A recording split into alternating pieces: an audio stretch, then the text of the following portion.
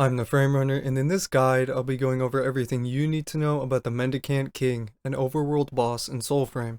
We're going to be talking about where you can find him, when he spawns, his moveset, and how to get the entire Mendicant King armor set.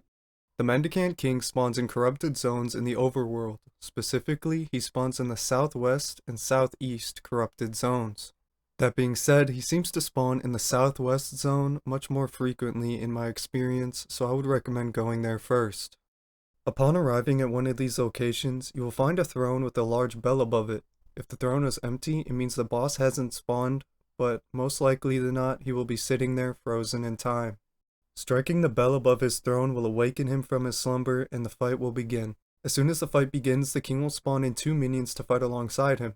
He will be doing this constantly during the fight, so let's talk about them first. These minions have a mixture of moves from basic and elite enemies across Midrath, with some unique moves of their own. One of their attacks to look out for is when they hurl black bolts of dark energy at you. These projectiles travel relatively slow and can be easily dodged as long as you're paying attention. They also share the same charge attack used by this elite enemy on screen, so be especially cautious of those 2 moves. Now let's talk about the king himself. First off, you will see a thin beam of white light locked onto you. Once he slams his weapon into the ground, an arc of black energy will shoot out from his crown, and you must dodge this attack as it is not blockable. Getting hit by this attack will show a visual black goo on your character, and if you get hit by this attack twice, you will be ensnared, making you not able to move for a few seconds. The king can also stab both his sword and sheath into the ground, and this will shoot a black arc from his crown. But this arc is much larger than the one from the previous attack, and getting hit by it once will ensnare and immobilize you for a few seconds. The king will start using this attack much more often than the smaller arc once his health falls below half HP. The king can also swap places with his minions. You will see the ground beneath you do a sort of ripple effect, and one of the minions will have a crown atop their head. This means that the king is about to swap places with that minion, teleporting to that exact location, slamming his weapon into the ground and pulling it out, causing a large AoE attack. You can prevent this attack from occurring if you kill the minion before he teleports. However, I would advise that you just escape the radius of this attack as it happens quite quickly. You can also block these attacks, but attempting to block the second AoE attack will knock you onto the ground.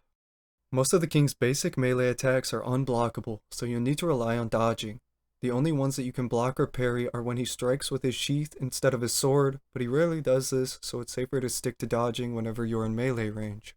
Defeating every minion currently on the field will briefly stun the king, so make sure to use this mechanic to maximize your damage against him. When the Mendicant King reaches half HP, his sword will almost double in length, and his minions will increase in level, so be cautious when attacking during this phase, as losing focus can get you killed very quickly. With these tips in mind, you should be able to defeat the king with ease. Defeating the king will make him drop a loot bag that contains 1 fragment from his 3-piece armor set, with nothing else being in the loot pool.